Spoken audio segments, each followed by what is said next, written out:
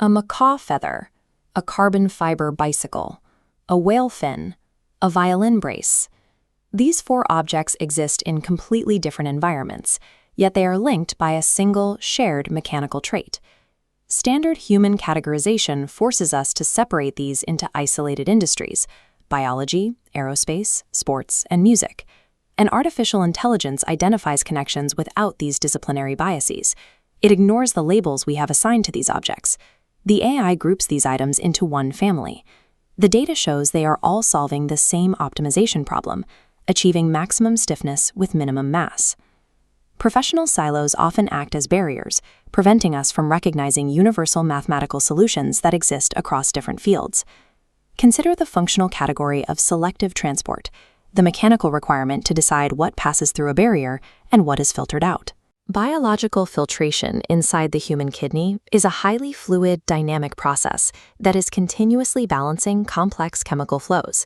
This exact mechanism is mirrored in coffee filters, oil separators, and battery membranes.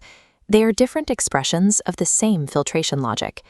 Identifying this shared mathematical foundation allows engineers to analyze biological systems and industrial tools using a single, unified framework.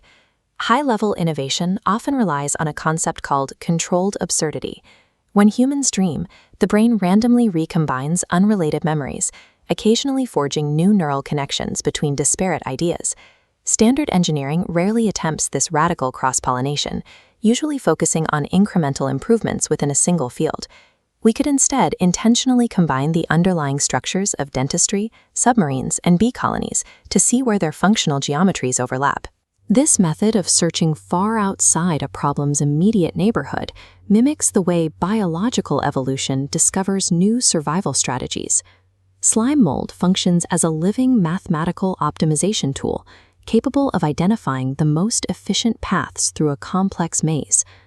Logistics networks could use this slime mold math to continuously reorganize warehouse inventory paths based on real-time efficiency data. Internet routing could adopt the logic of tree roots, negotiating thousands of paths simultaneously. This allows a network to adapt to congestion rather than failing under it.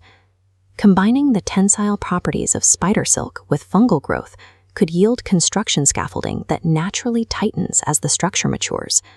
Magnetotactic bacteria snap into alignment with magnetic fields when mixed into concrete, creating a material that records its own stress. This creates a structural memory within the building, allowing the concrete to visually indicate where internal cracking has begun. Applying these biological protocols allows static materials to autonomously adjust to logistical demands and structural stresses.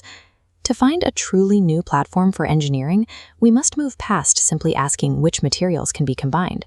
The more productive question is, what 2 things in nature solve the same problem using completely different mechanisms? Consider adhesion. A gecko relies on dry van der Waals forces, while a mussel uses wet adhesive proteins.